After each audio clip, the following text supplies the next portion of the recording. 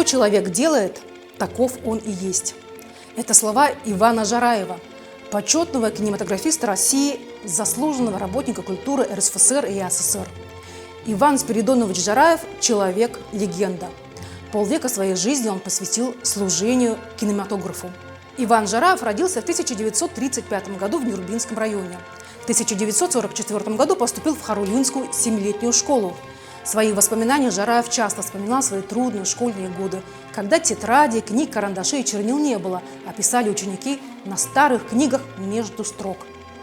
Первый выпускник Марфинской средней школы отличался особой прилежностью, дисциплиной и самостоятельностью мышления.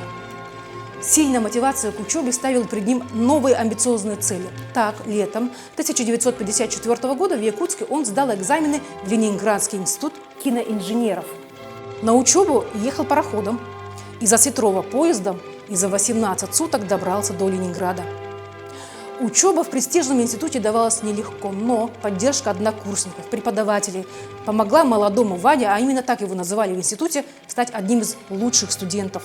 Во время распределения ему предложили работать в конструкторском бюро, связанное с космонавтикой.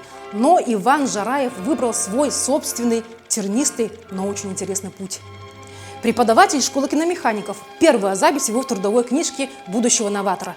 Работая начальником управления кинофикации, а потом уже и председателем Госкомитета ЯССР, Иван Жараев внес очень большой вклад в развитие кинематографии. Около 30 лет он успешно руководил киносетью и кинопрокатом. Это были годы бурного развития кинематографии в Якутии. Кино келле. Время смотреть кино. Именно такая фраза звучала в Якутии в далеких деревнях и в сельских клубах. Для большинства якутян поход в кино – это было единственным развлечением. В основном показывали индийские фильмы, например, как «Танцор диско» с участием Митхуна Чакраборти.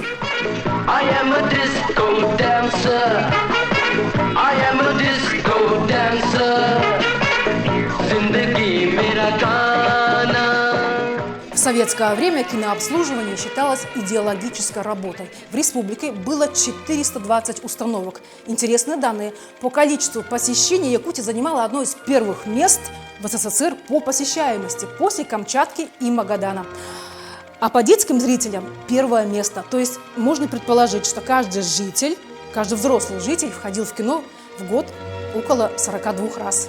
За годы работы Ивана Жараева киносеть в Якутии расширилась более чем 1,5 раза. Было построено 25 кинотеатров не только в Якутске, но и в Заречных, Северных, Вилюйских районах и в городах Южной Якутии. За 50 лет работы под кураторством Ивана Жараева было построено здание киноремонтного производственного комбината и училище киномехаников на 220 мест.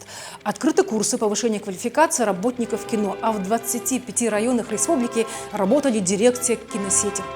Иван Жараев был одним из инициаторов дубляжа художественных фильмов на якутский язык, а также создания объединения «Северфильм», впоследствии преобразованного «Сахафильм». Очень много сил и кропотливого труда Иван Жараев посвятил созданию музея кино Якутии. Им были составлены концепция, тематика, экспозиционный план музея, был начат сбор первых коллекций. По крупицам были собраны данные истории развития кино. Иван Жараев был энтузиастом, новатором и общественником. Его отличали высокая интеллигентность, широкая одаренность натурой, сердечное и трепетное отношение к своей жене, сыновьям Ивану и Валерию, к своим учителям, к своим коллегам.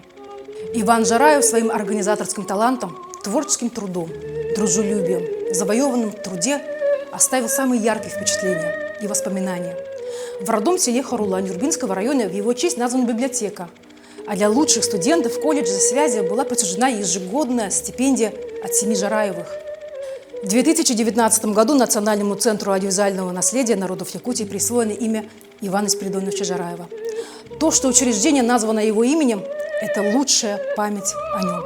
Изучайте историю вместе с нами, это интересно.